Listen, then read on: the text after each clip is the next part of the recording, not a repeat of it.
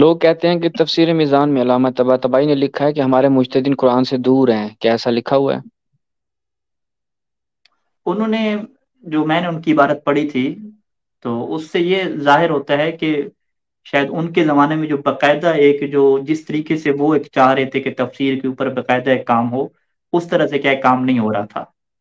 تو انہوں نے کہا بھی جس طریقے سے میں تفسیر کے اوپر کام کرنا چاہتا ہوں اس طریقے سے آپ لوگ تفسیر کے اوپر کام نہیں کرتے اور کیا فقیہ بن جاتے ہیں۔ تو یہ انہوں نے کیا بات رکھی، وگرنہ آپ یہ کہیں کہ یہ جو جملہ ایک مشہور کیا جاتا ہے کہ جی قرآن پڑھے بغیر مجتہد بندہ پڑھ جاتا ہے، اس کو تفسیر نہیں آتی مجتہد بن جاتا ہے، یہ تو ایک حقیقت کے برخلاف چیز ہے نا۔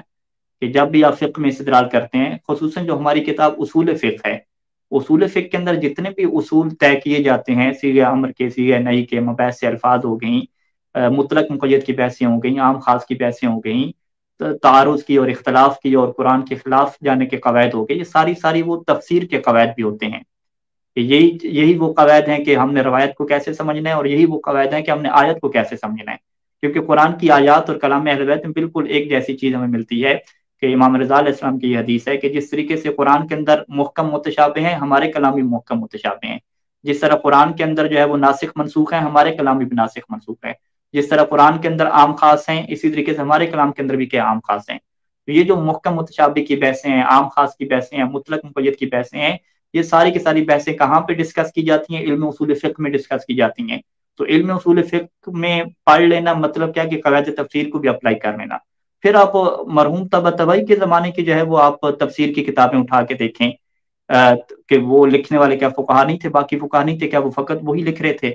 ٹھیک ہے، اور اس کے علاوہ آپ خود فقہ کی کتابیں اٹھا کے دیکھیں، اس ٹائم پہ جو درس خارج ہیں وہ اٹھا کے دیکھ لیں، سید خوئی الرحمہ کے، سید محسن حکیم کے درس خارج اٹھا کے دیکھ لیں کہ کیا وہ جب مسئلے کے اوپر بحث کرتے تھے تو چار دلائل کے اوپر ترتیب سے بحث چلتی تھی۔ سب سے پہلے قرآن کی بحث چلتی تھی، پھر احادیث کی بحث چلتی تھی، پھر اجماع کی بحث چلتی تھی، پھر عقل کی بحث چلتی تھی۔ یعنی یہ تو تین چیزیں تو ہمیں بہت کامن نظر آتی ہیں، قرآن، اجماع اور جو روایات ہیں، تینوں کے ساتھ کیا استدلال ہوتا ہے، بحث ہوتی ہے۔ صاحب جواہر الکلام کیا ہے، اٹھا کے دیکھ لیں، فقہ کی جو دلائل کی کتاب ہے، تو بڑی چیزیں واضح ہو جاتی ہیں کہ ایسی بات نہیں ہے کہ ایک فقیہ جو ہے وہ قرآن پڑھے بغیر جو ہے وہ کیا بن رہا ہے جی، وہ فقیہ بن رہا ہے، یہ نہیں ہے۔ ہاں، وہ جو تفسیر کا ایک معیار ہے کہ ایک پوری کی پوری آپ تفسیر کی کلاس رکھیں اور وہ ساری چیزیں پڑھیں، اس کو چھوٹی چھوٹی چیزیں پتہ ہوں، وہ اس بات کی تفسیر بھی کرتا ہو کہ جی اللہ کا جو عرش ہے پانی کے اوپر ہے تو وہ کیسے ہے، وہ جناب سلمان کے تخت کے اوپر جو گوشت کا لوتھڑا پڑا تھا وہ کس کا لوتھڑا تھا، ان کا بچہ تھا یا کسی شیطان نے رکھا تھا، وہ کیسا تھا،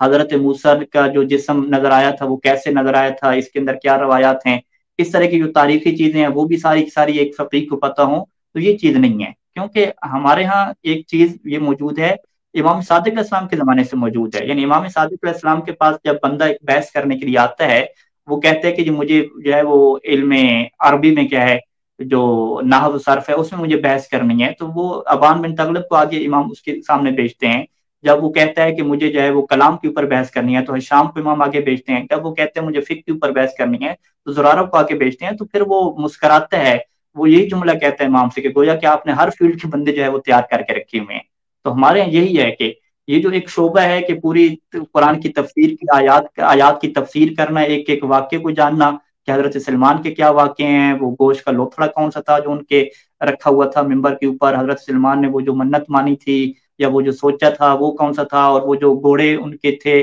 ان کی وجہ سے وہ ان کی نماز قضا ہوگی تو وہ کیا سسٹم تھا، ان کو جو تنبیہ ہوئی وہ کیا سسٹم تھا، وہ سارے کے سارے واقعے ان کو یاد کرنا اور ان کی چیزوں کی تجزیہ اور تحلیل کرنا، یعنی جو مفسر کا کام ہوتا ہے، مفسر کا کام، یہ ایک اسپیشلائزیشن، یہ ایک تخصص ہے، ایک الگ تخصص ہے، یہ لوگ کچھ کریں گے۔ باقی فقیہ کے لیے الگ ہے۔ اب جو فقیہ ہوتا ہے اس کے لیے بھی یہ نہیں ہوتا کہ وہ علم کلام کی ساری بات کو پڑھتا ہو۔ اب فقیہ کہیں کہ اچھا فقیہ کو جو ہے وہ علم کلام نہیں پتا، جس طریقے سے وہ کہتے نہیں ہے کہ بھئی ہم تو مذہب کا دفاع کر رہے ہیں، شیعہ سنی جو ایشو ہیں ان کو لوگوں کو کہہ رہے ہیں، الہاد کے اوپر ان کا دفاع کر رہے ہیں، تمہارا فقیہ کیا کر رہے ہیں؟ ہم کہیں گے فقیہ تو زرارہ ہو گیا نا، زرارہ کا یہ کام تو نہیں تھا، یہ کام حشام کا تھا، حشام وہ کیا کرتا تھا۔ تو چیزیں اتنی یعنی پھیل چکی ہیں، یعنی ابھی ہم آپ کے سامنے بیٹھے ہیں تو میرا جو فیوچر ہے اور مستقبل ہے وہ فقہ میں ہے،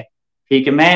زرارہ کا جو تخصص تھا میں اسی کو لے کے چل رہا ہوں۔ شہباز صاحب کا جو تخصص ہے وہ حشام والا ہے، وہ اس کے اوپر کیا کام کر رہے ہیں۔ اسی طریقے سے کوئی اور بندہ آتا ہے اس کا تخصص کیا ہوتا ہے، تفسیر والا ہوتا ہے۔ تو یہ اسپیشلائزیشن اور تخصصات کیا الگ الگ چلتے ہیں۔ آپ یہ نہ کہیں کہ اچھا جی شہباز صاحب کو میں کہوں کہ اچھا فقہ آپ کو پڑھی ہے، آپ کو پتہ ہے کہ روزے میں جو ہے وہ جماع کیا جائے تو جماع کی کتنی قسمیں، اگر وہ جہل قاصر و مقصر ہو تو کیا بنے گا؟ وہ کہے گا بھی میں تفصیل سے نہیں جانتا، واجب حد تک جانتا ہوں۔ میں کہوں گا اچھا اس میں روایات آپ کو پتہ ہے کہ روایات میں کتنا ٹکرا ہوا ہے؟ کچھ روایات میں یہ لکھا ہوا ہے کہ اس سے روزہ باطل نہیں ہوتا، اس روایات کی کیا حیثیت ہے، اس روایت کی حیثیت ہے؟ نہیں، وہ یہ نہیں بتائیں گے، وہ فقیہ بتائے گا۔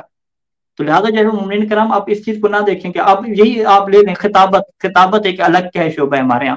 تو اگر ایک فقیہ مولانا آتا ہے وہ کہتے ہیں یہ تو خطاب ہی نہیں کر سکتا، یہ آپ یہ کیا پڑھتے رہے، اس کے یہ شعبہ نہیں ہے خطابت، خطابت ایک الگ شعبہ ہے۔ تو لہٰذا تخصصات کے الگ ہونے ہیں۔ تو میں جو ان کی عبارت سے جو سمجھا ہوں صاحب تفسیر المیزان کی، کہ وہ اسی بات کے اوپر زور دیتے تھے کہ اس کا باقاعدہ کیا شعبہ تفسیر کا ہونا چاہیے، اور الحمدللہ اب حوزہ نجف اشرف ہو یا حوزہ علمیہ قم ہو، باقاعدہ تفسیر کے درس ہو رہے ہیں، اور تفسیر کے وہاں پہ استاد ہیں، تفسیریں لکھی جا رہی ہیں۔ پاکستان کے بھی استاد کچھ ایسے ہیں کہ وہ وہاں سے تفسیر پڑھ کے آئے ہیں استادوں سے، قوم میں وہ تفسیر پڑھاتے رہے، اور پاکستان میں آ کے ممبر پہ کہتے ہیں کہ تفسیر کے درس ہی کوئی نہیں ہوتے۔ یہ عجیب سی بات ہے۔